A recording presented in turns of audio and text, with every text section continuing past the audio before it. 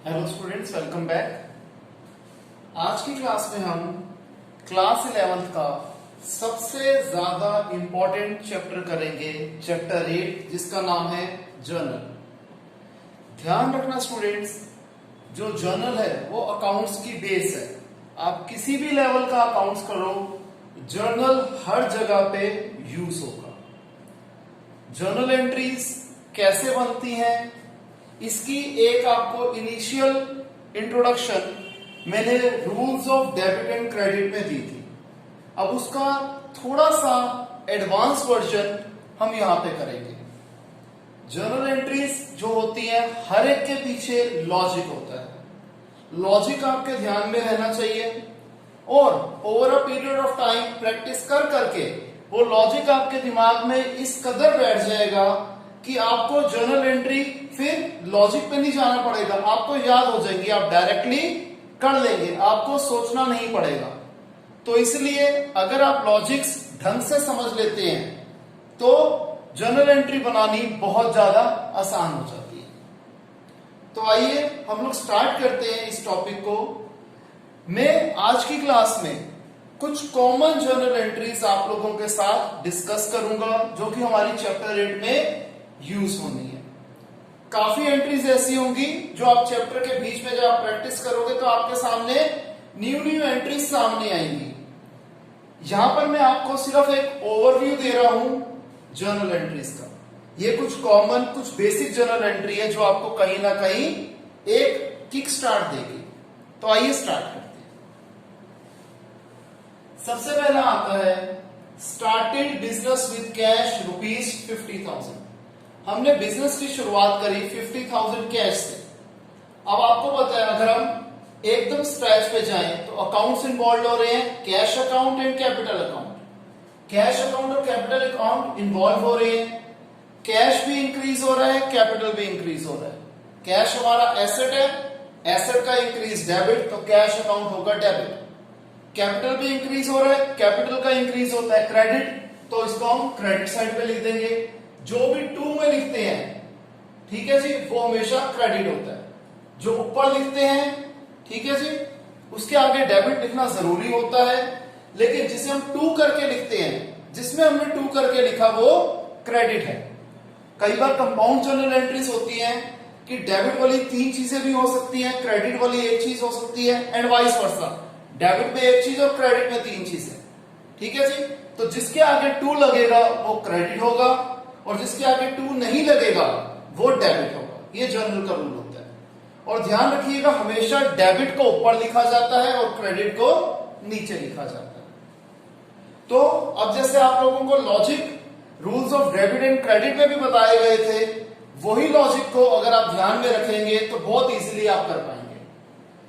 Second journal entry हमारी started business with cash ₹50,000, furniture ₹20,000, machinery ₹1 lakh, creditors ₹40,000। इसे हम opening journal entry भी कहते हैं। इसमें क्या होगा, जितने भी एसेट्स हैं आप सबको डेबिट कर दो। यहां पर हमारे पास 3 एसेट थे, मैंने तीनों को डेबिट कर दिया। लायबिलिटी थी तो 2 क्रेडिटर लिख दिया। अब डेबिट के टोटल में से क्रेडिट वाली आइटम को माइनस कर दो। 1,70,000 में से 40,000 गया, 1,30,000। ये हो गई हमारा कैपिटल अकाउंट जो कि होती है हमारी बैलेंसिंग फिगर। ये लॉजिक किसमें लगेगा, ओपनिंग जर्नल एंट्री, ठीक है जी। सारे एसेट्स को डेबिट कर दिया, लायबिलिटी को क्रेडिट कर दिया और बैलेंसिंग फिगर होगी हमारी कैपिटल। थर्ड, हमने गुड्स परचेज करे 25,000 कैश के। अब हमने गुड्स खरीदे, गुड्स परचेजेस होते हैं। जब हम गुड्स को खरीदते हैं तो उसे हम परचेजेस कहते हैं, जब हम गुड्स को बेचते हैं उसे हम सेल्स कहते हैं। तो यहां पर हमने परचेजेस करी 25,000 रुपीज की, तो purchases account debit, to cash account. Logic पे आ जाओ, परचेज हमारा एक्सपेंस है, एक्सपेंस का इंक्रीज डेबिट, कैश हमारा जा रहा है बिजनेस में से, decrease of asset credit. Next, हमने गुड्स परचेज करे उधार पे। यहां पर मैंने मान लिया राम हमारा एक क्रेडिटर है, हमने उससे 1 लाख रुपीस के गुड्स परचेज करे क्रेडिट पे, उधार पे। तो हमारा परचेज तो एक्सपेंस है, उससे तो डेबिट करेंगे। और राम नाम की लायबिलिटी हमारी बढ़ रही है और लायबिलिटी का इंक्रीज होता है क्रेडिट। नेक्स्ट, थोड़ा सा नॉर्मल बेस पे कराऊंगा क्योंकि अगर बहुत स्लो कराऊंगा तो बेटे वीडियो बहुत ज्यादा लंबी हो जाएगी और कुछ स्टूडेंट्स जिन्होंने rules of debit and credit में काफी अच्छे तरीके से समझ लिया था उनके लिए बोरिंग हो जाएगी, इसलिए मैं थोड़ी एक नॉर्मल बेस पे ये वीडियो बना रहा हूं, कॉन्सेप्ट समझा रहा हूं।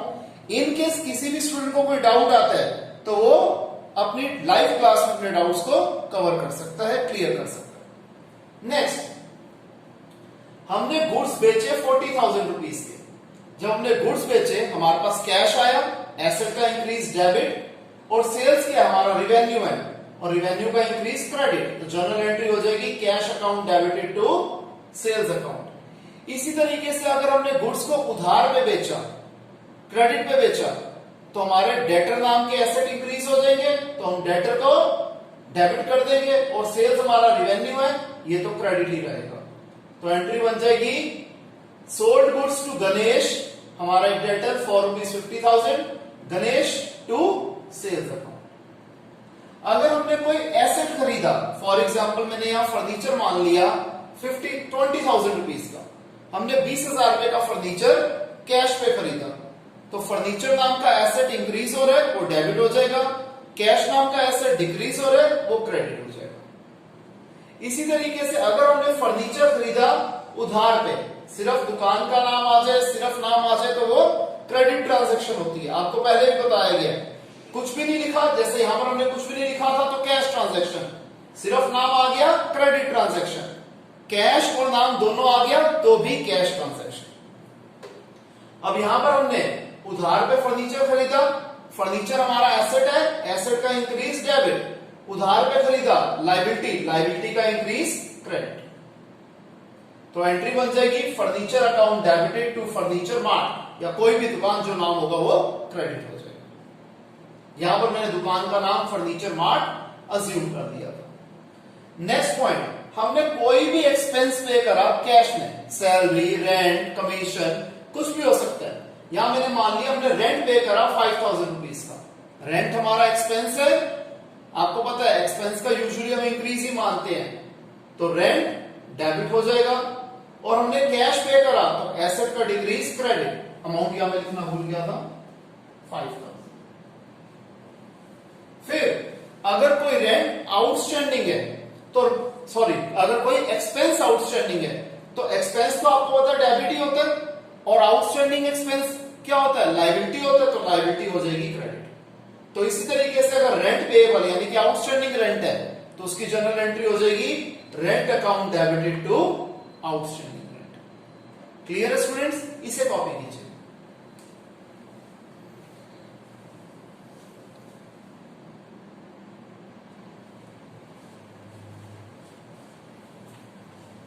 नेक्स्ट आ जाता है हमारे पास रिसीव्ड कमीशन। हमें कोई भी इनकम मिली है, यहां मैंने कमीशन मान ली कि 500 रुपीज की मुझे कमीशन मिली। अब मुझे कमीशन ऑब्वियसली बात है कुछ नहीं लिखा तो कैश की फॉर्म में मिला है, कैश मेरा एसेट है, एसेट का इंक्रीज डेबिट, कमीशन मेरा रिवेन्यू है, रिवेन्यू का इंक्रीज क्रेडिट। आपको बताया था एक जनरल धारणा ये रहती है कि हमेशा एक्सपेंस और रिवेन्यू इंक्रीज ही माना जाता है, कुछ स्पेशल केसेस होते हैं जिसमें ये डिक्रीज होता है, वो आपसे लेटर ऑन डिस्कस करूंगा। ध्यान रखना स्टूडेंट्स, आज की वीडियो में जो हम जर्नल एंट्री डिस्कस कर रहे हैं वो सारी विदाउट जीएसटी है। जीएसटी के लिए एक अलग से वीडियो बनाई जाएगी, उसमें बहुत ही एक छोटी सी चीज बतानी होती है कि जब हम गुड्स परचेज करते हैं तो जीएसटी को हम इनपुट करके लिख देते हैं, वो कैसे लिखते हैं वो उस चैप्टर में बताऊंगा। इसी तरीके से जब हम सेल्स करते हैं तो आउटपुट करके जीएसटी को साथ में लिख दिया जाता है। तो इस चैप्टर में, इस क्लास में, इस वीडियो में हम लोग जर्नल एंट्रीज की बात करेंगे विदाउट जीएसटी, राइट। देखिए फिर आ जाता है अक्रूड रेंट ₹3,000। अक्रूड रेंट क्या हुआ, वो रेंट जो ड्यू हो गया है, अभी मिला हमें नहीं है। अब जो इनकम हमारी ड्यू हो जाती है, मिली नहीं है, वो एसेट है, एसेट का इंक्रीज डेबिट, और ये हमारी इनकम है, रिवेन्यू है, तो रिवेन्यू तो हमारा क्रेडिट होगा, तो जनरल एंट्री बन जाएगी अक्रूड रेंट टू रेंट। फिर प्रीपेड सैलरीज ₹10,000, कुछ सैलरीज हमने एडवांस में पे कर दी। जो खर्चा, जो एक्सपेंस हम एडवांस में पे कर देते हैं वो हमारा एसेट होता है, एसेट का इंक्रीज डेबिट, और हमने सैलरीज कैश की फॉर्म में पे कर रहे हैं, अगर कुछ नहीं लिखा एसेट का decrease credit. Next, pre received interest ₹500, हमें इंटरेस्ट मिल गया, वक्त से पहले ही मिल गया, ठीक है जी, मिल गया तो कैश की फॉर्म में मिला है, कैश हमारा एसेट है, एसेट का इंक्रीज डेबिट। अब कमी, ये हमें जो इंटरेस्ट मिला है वक्त से पहले मिल गया, ठीक है जी, अभी ये ड्यू नहीं हुआ था, तो प्री रिसीव्ड इनकम क्या होती है, लायबिलिटी, लायबिलिटी का इंक्रीज क्रेडिट, तो to pre received interest. Next हमारा आ जाता है ड्रॉइंग्स मेड इन कैश ₹2,000, या फिर हम इसे इस फॉर्म में भी आ जाता है विड्रॉल फॉर पर्सनल यूज ₹2,000, कुछ नहीं लिखा तो कैश ही अज्यूम किया जाएगा, तो जनरल एंट्री बन जाती है drawings account debited to cash account. Logic क्या है, ड्रॉइंग से हमारी कैपिटल रिड्यूस हो रही है, कैपिटल रिड्यूस हो रही है यानी कि डेबिट, तो कैपिटल को हम कभी डेबिट में लिखते नहीं, उसकी जगह लिखते हैं ड्रॉइंग्स। हमारा कैश रिड्यूस हो रहा है, एसेट का रिड्यूस यानी कि एसेट का डिक्रीज क्रेडिट, तो जनरल एंट्री बन गई ड्रॉइंग्स टू कैश। इसी तरीके से हमने विड्रॉ करे बैंक से पैसे पर्सनल यूज के लिए, ये भी हमारी ड्रॉइंग्स है, तो ड्रॉइंग्स डेबिट होती है। अभी आपको लॉजिक बताया, जहां हमारा bank balance again asset decrease हो रहा है, एसेट का डिक्रीज क्रेडिट, तो जनरल एंट्री बन गई drawings account debited to bank account. Next, drawings of goods, जिसका कॉस्ट प्राइस था 800, सेलिंग प्राइस है 1000। ध्यान रखना, जब हम अपने आप जिस चीज में हम डील करते हैं वो गुड्स हम विड्रॉ कर रहे हैं अपने पर्सनल यूज के लिए, वो ड्रॉइंग्स है, और हम अपने आप को गुड्स हमेशा कॉस्ट प्राइस पे देंगे, तो सेलिंग प्राइस सिर्फ हमें कंफ्यूज करने के लिए दिया होता है, तो जनरल एंट्री बनेगी drawings to purchases. Again logic पे आ जाओ, हमने बिजनेस से गुड्स निकाले तो कैपिटल रिड्यूस हो गया, तो ये ड्रॉइंग्स है, ठीक है जी। और जो गुड्स क्या था हमारा बेटे, स्टॉक था, स्टॉक हमारा एसेट है, एसेट का डिक्रीज क्रेडिट, तो यहां पर हम स्टॉक की जगह लिखेंगे परचेजेस, क्योंकि जब भी हम अपने आप को गुड्स देंगे, हम गुड्स विड्रॉ करेंगे, तो परचेजेस ही क्रेडिट होगा। ध्यान रखना, परचेजेस क्रेडिट कब कब होता है, जब हम गुड्स विड्रॉ करते हैं पर्सनल यूज के लिए, सेकंड जब हम चैरिटी करते हैं गुड्स की फॉर्म में, थर्ड जब हम एडवर्टीजमेंट करते हैं गुड्स की फॉर्म में, फोर्थ जब हमारा माल जल जाता है या चोरी हो जाता है। इन चारों केसेस में हम परचेजेस को क्रेडिट करेंगे, और परचेजेस को क्रेडिट करने का मतलब यही होता है कि हमने वो चीज कॉस्ट प्राइस पे ले ली है, ठीक है जी। सेल्स हम नहीं लिख सकते कभी भी कॉस्ट प्राइस पे, इसलिए इन चारों केसेस में परचेजेस होता है क्रेडिट। एक केस आपको भी करवा दिए, 3 केसेस अभी और later half of the video में करवाऊंगा। नेक्स्ट, हमने मोटरसाइकिल खरीदी पर्सनल यूज के लिए। आपको पता है पर्सनल यूज के लिए कुछ भी आ जाए, कहीं भी आ जाए, वो होता ही ड्रॉइंग्स है, तो ड्रॉइंग्स डेबिट हो जाएगी। और हमने ऑब्वियस बात है बिजनेस में से पैसा निकालना है, तो हमारा कैश रिड्यूस हो गया टू कैश अकाउंट। क्लियर है। अगर इसी तरीके से यहां पर आता, हम इस तरीके से ये भी डाल सकते थे कि इन्वेस्टेड इन शेयर्स,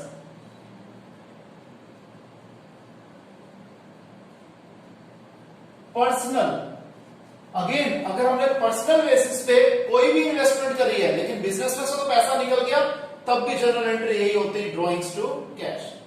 लेकिन अगर हमने यही इन्वेस्टमेंट बिजनेस के लिए करी होती, तो जनरल एंट्री बन जाती investment account debited to cash account, क्योंकि बिजनेस में इन्वेस्टमेंट नाम का एक एसेट आ गया, एसेट का इंक्रीज डेबिट, और कैश नाम का एसेट कम हो जाता तो एसेट का डिक्रीज यानी कि कैश का डिक्रीज क्रेडिट। ये फर्क है। Next, additional capital brought in, हमने बिजनेस को बढ़ाना था, हमने बिजनेस में और पैसा लगा दिया, या फिर इसको दूसरे तरीके से कैसे लिख सकते हैं, हमने घर का कुछ सामान बेचा, यहां मैंने मान लिया मैंने घर का फर्नीचर बेचा और वो पैसा भी मैं बिजनेस में ले आया, या फिर हमने अपने पर्सनल बैंक अकाउंट से, सॉरी पर्सनल सेविंग से हम पैसा ले आए बिजनेस के अंदर, या फिर हमने अपना घर बेच दिया, वो पैसा हम बिजनेस में ले आए, या फिर हमने अपनी इन्वेस्टमेंट जो हमारी पर्सनल थी वो बेच के हम पैसा बिजनेस में ले आए। तो बिजनेस में क्या दिख रहा है कि पैसा आ रहा है, तो cash account debited to capital account, क्योंकि इससे कैपिटल इंक्रीज हो रही है। यहां पर कहीं पे भी फर्नीचर इन्वेस्टमेंट क्रेडिट नहीं होगी, क्योंकि बिजनेस के लिए वो एग्जिस्ट नहीं करती थी। वो प्रोप्राइटर ने जहां से भी उसका बंदोबस्त करा, सिर्फ जो जर्नल एंट्री बनेगी बिजनेस के पॉइंट ऑफ व्यू से बनेगी, बिजनेस में कैश आया और उससे हमारा कैपिटल इंक्रीज हो गया। वो कहां से आया उससे कोई लॉजिक नहीं है कि वो जो प्रोप्राइटर है वो अपना घर बेच के लाया, अपने एसेट बेच के लाया। सिर्फ लॉजिक हमें क्या दिखेगा कि बिजनेस में एसेट इंक्रीज हो गया कैश के नाम का, तो एसेट का increase debit, that is cash account debit, और हमारी कैपिटल इंक्रीज हो गई, कैपिटल का इंक्रीज क्रेडिट। फिर हमने बैंक में पैसा जमा करवाया, ठीक है जी, तो हमारा बैंक बैलेंस यानी कि बैंक नाम का एसेट बढ़ जाएगा डेबिट, कैश नाम का एसेट कम हो जाएगा क्रेडिट, तो जर्नल एंट्री बन जाएगी bank account debited to cash account. इसका उल्टा, अगर हमने बैंक में से पैसा निकलवाया ऑफिशियल यूज के लिए, या अगर नॉर्मल भी लिखा होता money taken out of bank, कुछ भी नहीं लिखा तो ऑफिशियल यूज ही माना जाएगा, तो क्या होगा, हमारा कैश नाम का एसेट बढ़ गया डेबिट, और हमारा बैंक बैलेंस नाम का एसेट रिड्यूस हो गया, तो बैंक क्रेडिट, तो जर्नल एंट्री बन जाएगी cash account debited to bank account. Clear? इसे कॉपी कीजिए।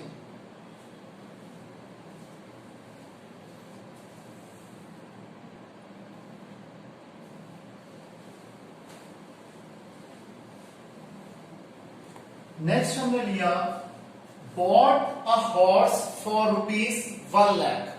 हमने एक हॉर्स खरीदा 1 लाख रुपीस का। अब घोड़ा जो होता है, हॉर्स जो होता है, वो लाइफ स्टॉक में आता है, तो हम लिखेंगे livestock account debited to cash account. Livestock घोड़ा हमारा एसेट है, एसेट नाम से ये इंक्रीज हो गया डेबिट, और हमने कैश पेमेंट करी, कैश नाम का एसेट डिक्रीज हो गया क्रेडिट। अब यही वाला घोड़ा मर गया, इसकी डेथ हो गई, और हमने इसका कारकास 10,000 रुपीस का बेचा।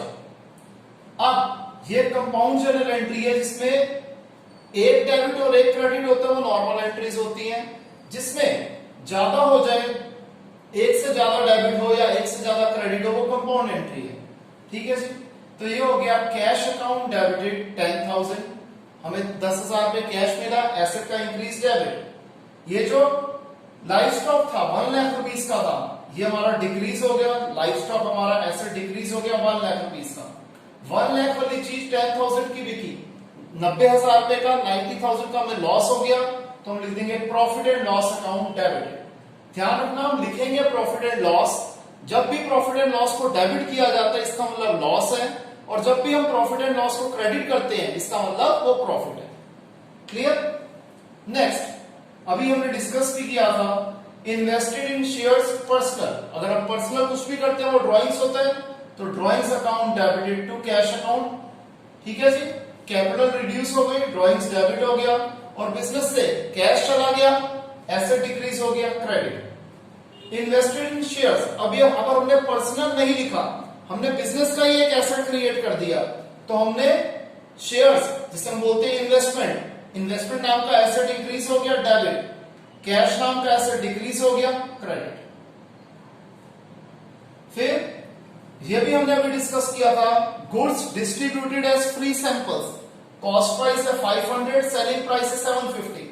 जब हमने फ्री सैंपल्स के रूप में अपने गुड्स बांटे, ये एडवर्टीजमेंट के लिए बांटे थे, तो एडवर्टीजमेंट हमारा एक्सपेंस है डेबिट टू परचेसेस अकाउंट। आपको बताया था परचेसेस को हम कब कब क्रेडिट करते हैं, तो यहां पर हमेशा वही कॉस्ट प्राइस आएगा, तो 500 each.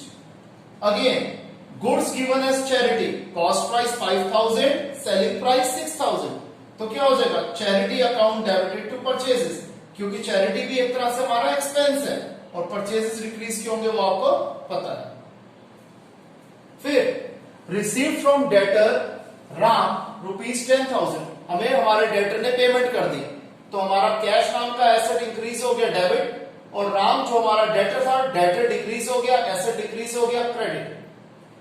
Next, payment made to Shyam, जो हमारा क्रेडिटर है, हमने अपने क्रेडिटर की पेमेंट कर दी, तो क्रेडिटर श्याम नाम की लायबिलिटी हमारी कम हो गई, लायबिलिटी का डिक्रीज डेबिट, और एसेट का डिक्रीज क्रेडिट, तो जर्नल एंट्री हो गई श्याम टू कैश अकाउंट।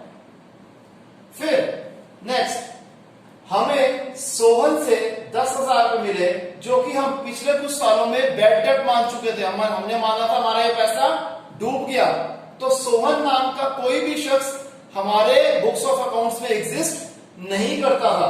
तो जर्नल एंट्री क्या बन जाएगी, cash account debited to bad debt recovered account. कैसे बनी, हमें कैश मिल गया, एसेट का इंक्रीज डेबिट, और डूबा हुआ पैसा मिल गया, हमारा फायदा है, ठीक है जी। तो बैड डेट रिकवर्ड क्रेडिट, ठीक है जी, क्योंकि हमारा प्रॉफिट है। फिर घनश्याम जिसने हमारे 500 रुपए देने थे वो बैंकक्रप्ट हो गया, दिवालिया हो गया, कंगाल हो गया, और उससे हमें कुछ भी नहीं मिल रहा, सारे का सारा पैसा हमारा डूब गया। Bad debt account debited to Ghanshyam, bad debt हमारा लॉस है तो लॉस को डेबिट कर दिया, और घनश्याम नाम का हमारा डेटर यानी कि एसेट डिक्रीज हो गया, क्रेडिट। अगला, गोपी जिसने हमारे 1000 रुपए देने थे वो इंसॉल्वेंट हो गया, और कोर्ट ने हमें 70% कॉम्पनसेशन दिलवा दिया, जिसे हम लिखते हैं 70% भी लिख सकते हैं, या 70 पैसा इन रुपी भी लिखा जाता है ऑफिशियल लैंग्वेज में। तो हमें 1000 का 70% 700 रुपीज मिल गए, तो कैश अकाउंट डेबिट हो गया 700 से। गोपी नाम का एसेट हमारा डिक्रीज हो गया 1000 से, तो 1000 रुपीज गोपी को हम क्रेडिट कर देंगे। 300 रुपए हमारा डूब गए, तो बैड डेट डेबिट हो जाएंगे 300 रुपए से, क्योंकि हमारा नुकसान है। क्लियर है स्टूडेंट्स, इसे कॉपी कीजिए।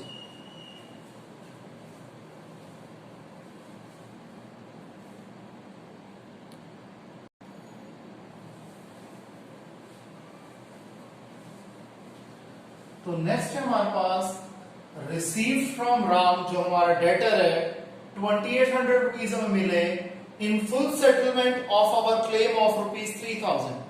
हमें उससे लेने थे 3000 रुपीज, हमने 2800 रुपीज लिए और फुल सेटलमेंट कर दिया। फुल सेटलमेंट मींस हिसाब किताब खत्म। हमें कैश मिला 2800, कैश हमारा एसेट है, एसेट का इंक्रीज डेबिट 2800। अब 200 रुपए का हमें नुकसान हुआ जो हमने डेलिबरेटली डिस्काउंट उसे दिया, ठीक है जी। तो डिस्काउंट अलाउड डेबिटेड 200। ध्यान रखना, जब हम डिस्काउंट देते हैं जो हमारा नुकसान है तो डिस्काउंट अलाउड होगा और वो डेबिट होगा, और जब हमें डिस्काउंट मिलेगा तो डिस्काउंट रिसीव्ड होता है और वो हमेशा क्रेडिट होता है। अगर हम डिस्काउंट को डेबिट कर रहे हैं तो वो भी अंडरस्टूड है कि वो डिस्काउंट अलाउड है। सिमिलरली अगर हम डिस्काउंट अकाउंट को क्रेडिट कर रहे हैं तो वो अंडरस्टूड है कि वो डिस्काउंट रिसीव्ड है। अब हमारा राम नाम का एसेट डिक्रीज हो गया, एसेट का डिक्रीज क्रेडिट। अब इसी की उल्टी रिवर्स एंट्री, क्या हमने क्रेडिटर को पेमेंट करी 4500 रुपीज की, जबकि हमने उसके देने हैं 5000 रुपीज, और म्यूचुअली एग्री किया गया कि अकाउंट सेटल हो गए, यानी कि हिसाब किताब पूरा खत्म। तो हमारी लायबिलिटी 5000 रुपीज से कम हो गई, लायबिलिटी का डिक्रीज डेबिट, तो मोहन को हमने डेबिट कर दिया 5000 रुपीज से।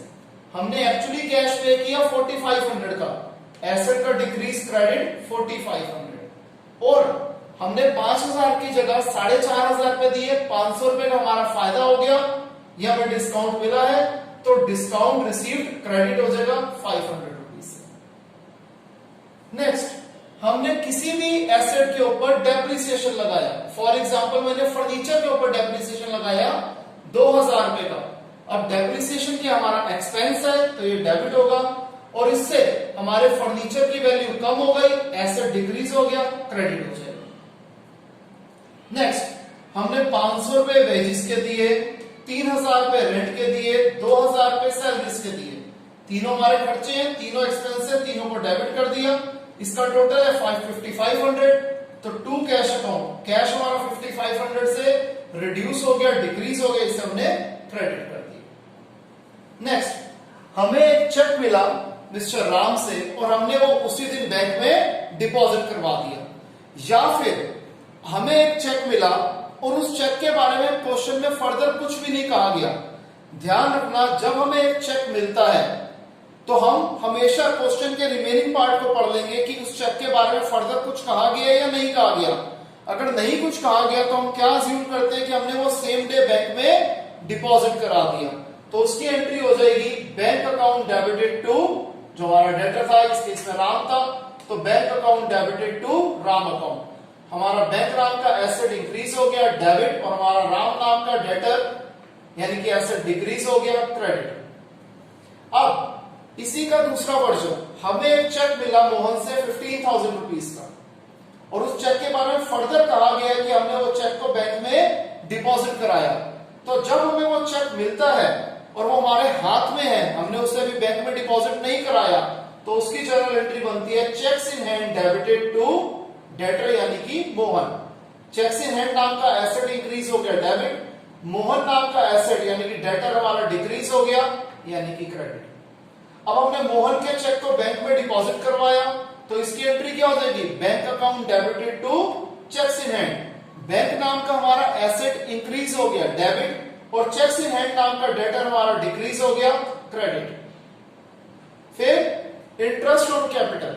अब ध्यान रखना, इंटरेस्ट ऑन कैपिटल ऑर्गेनाइजेशन के लिए क्या है, खर्चा है, खर्चा यानी कि एक्सपेंस, इसे किया जाएगा डेबिट, तो इंटरेस्ट ऑन कैपिटल अकाउंट होगा डेबिट। और ये मिलेगा इंटरेस्ट किसे, प्रोप्राइटर को मिलेगा, जिससे उसकी कैपिटल इंक्रीज हो जाएगी, कैपिटल का इंक्रीज क्रेडिट। इसका उल्टा interest on drawing. Interest on drawing क्या करना है, प्रोप्राइटर ने ऑर्गेनाइजेशन को देना है, तो प्रोप्राइटर का खर्चा है, लेकिन ऑर्गेनाइजेशन की तो वो इनकम है, हमें ऑर्गेनाइजेशन के हिसाब से जर्नल एंट्री करनी है, तो इंटरेस्ट ऑन ड्राइंग इनकम है तो क्रेडिट। लेकिन इससे क्या होगा, उसकी कैपिटल रिड्यूस हो जाएगी प्रोप्राइटर की, कैपिटल का डिक्रीज हमेशा क्या लिखते हैं, ड्राइंग्स लिखते हैं, तो ड्राइंग्स अकाउंट हो जाएगा डेबिट। नेक्स्ट क्लोजिंग स्टॉक है हमारा 20,000 रुपीज का, तो क्लोजिंग स्टॉक को हमेशा कहां पर ट्रांसफर किया जाता है, ट्रेडिंग अकाउंट में, तो जनरल एंट्री बन जाएगी closing account debited to trading account. इसी तरीके से अगर ओपनिंग स्टॉक होता है तो उसकी एंट्री होती है trading account debited to opening account, उसमें उल्टा हो जाएगा। क्लोजिंग स्टॉक की होती है closing stock account debited to trading account, और ओपनिंग स्टॉक की होती है trading account debited to opening stock account. Clear है, इसे कॉपी कीजिए।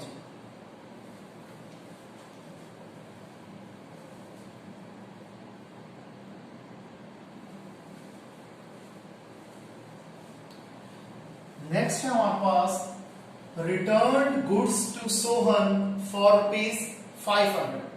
हमने सोहन को 500 रुपीज के गुड्स वापस कर दिए, हमने वापस करे, हमने गुड्स खरीदे थे, हमने वो वापस करे। Purchase return, purchases account debit होता था, तो परचेज रिटर्न अकाउंट क्रेडिट होगा। और सोहन नाम की लायबिलिटी हमारी कम हो गई, तो लायबिलिटी का इंक्रीज डेबिट। इसका उल्टा Mohan return goods to us, हमने मोहन को सामान बेचा था, उसने हमें सामान वापस कर दिया, सेल्स को हम क्रेडिट करते थे, तो सेल्स रिटर्न को हम कर देंगे डेबिट, और मोहन नाम का हमारा एसेट रिड्यूस हो गया, एसेट का डिक्रीज क्रेडिट। ध्यान रखना, परचेज रिटर्न का दूसरा नाम रिटर्न आउटवर्ड होता है, और सेल्स रिटर्न का दूसरा नाम रिटर्न इनवर्ड होता है।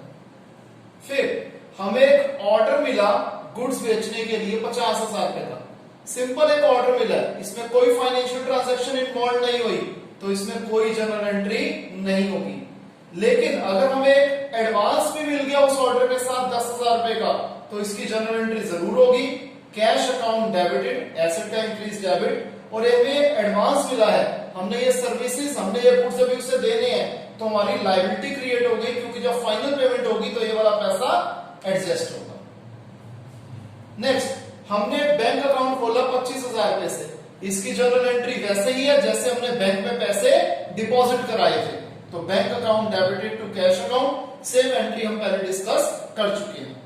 हमने बैंक में एक फिक्स डिपॉजिट, एक एफडी बनवाई, तो एंट्री क्या हो जाएगी, फिक्स डिपॉजिट नाम का एक एसेट इंक्रीज हो रहा है डेबिट, और बैंक अकाउंट हमारा डिक्रीज हो जाएगा, क्योंकि एफडी कभी कैश की नहीं बनती, पहले कैश बैंक में जमा होगा, फिर उस बैंक अकाउंट में जो पैसा है उससे हमारी एफडी बनेगी, तो हमारा बैंक अकाउंट रिड्यूस हो जाएगा और हमारा एफडी नाम का एसेट इंक्रीज हो जाएगा। एफडी हमारा एसेट है, एसेट का इंक्रीज डेबिट, बैंक भी हमारा एसेट है, एसेट का decrease credit. Next, goods destroyed by fire और theft, cost price 10,000, selling price 13,000। ध्यान रखना, जब माल हमारा जल जाए, आग लग जाए या उसे चुरा लिया जाए, तो सेलिंग प्राइस का तो कहीं पे जिक्र नहीं होगा, हमेशा कॉस्ट प्राइस को ही कंसिडर किया जाता है। इसमें 3 केस होते हैं, जब गुड्स अनइंश्योर्ड थे, ठीक है जी, यानी कि हमने इंश्योरेंस नहीं कराई थी तो पूरे का पूरा नुकसान हो गया, तब जनरल एंट्री क्या हो जाएगी, goods destroyed by fire to purchases, क्योंकि गुड्स डिस्ट्रॉयड बाय फायर क्या है, हमारा लॉस है, लॉस को डेबिट कर दिया जाएगा, टू परचेजेस क्योंकि कॉस्ट प्राइस पे हम अपना लॉस कैलकुलेट करेंगे तो ये क्रेडिट हो जाएगा। सेकंड केस, इसी फिगर्स यही है, 10,000 रुपए का हमारा माल चला था और इंश्योरेंस कंपनी ने क्लेम एक्सेप्ट करके 8,000 रुपए का क्लेम पास करा और 8,000 रुपए का हमें चेक दे दिया। तो पहले क्या होगा, हमारा माल चला 10,000 रुपए का, हम क्या करेंगे, goods destroyed by fire account debited to purchases account 10,000। फिर हम ये 10,000 का क्लेम लेके जाएंगे इंश्योरेंस कंपनी के पास, हम क्लेम हमेशा पूरे अमाउंट का करेंगे, तो एंट्री हो जाएगी insurance company account debited to goods destroyed by fire. ठीक है जी, हमने क्लेम करा इसी उम्मीद में कि वो हमें पूरा क्लेम देंगे। थर्ड स्टेप, वो हमें 8,000 रुपए का चेक दे रहे हैं, तो बैंक नाम का एसेट हमारा इंक्रीज हो गया 8,000 रुपए से, 10,000 के हमारे गुड्स से 8,000 का चेक मिला, 2,000 रुपए का नुकसान हो गया, तो profit and loss account debited 2,000। आपको बताया था प्रॉफिट एंड लॉस को जब भी डेबिट करेंगे इसका मतलब वो लॉस है, और प्रॉफिट एंड लॉस को जब क्रेडिट करेंगे इसका मतलब वो प्रॉफिट है, टू इंश्योरेंस कंपनी 10,000। और अगर इन केस इंश्योरेंस कंपनी ने पूरे का पूरा क्लेम एक्सेप्ट कर लिया तो ए और बी ये दो एंट्रीज तो सेम रहेगी, थर्ड एंट्री में क्या चेंज आ जाएगा, bank account debited to insurance company पूरा 10,000, क्योंकि इस केस में हमारा लॉस बिल्कुल भी नहीं हो रहा। तो स्टूडेंट्स इसे कॉपी कर लीजिए। आज की क्लास में हमने कुछ बेसिक जर्नल एंट्री कर ली है, नेक्स्ट क्लास में हम इसके आगे करेंगे। ठीक है स्टूडेंट्स, आज के लिए इतना ही, मिलते हैं नेक्स्ट क्लास में, तब तक के लिए बाय, टेक केयर।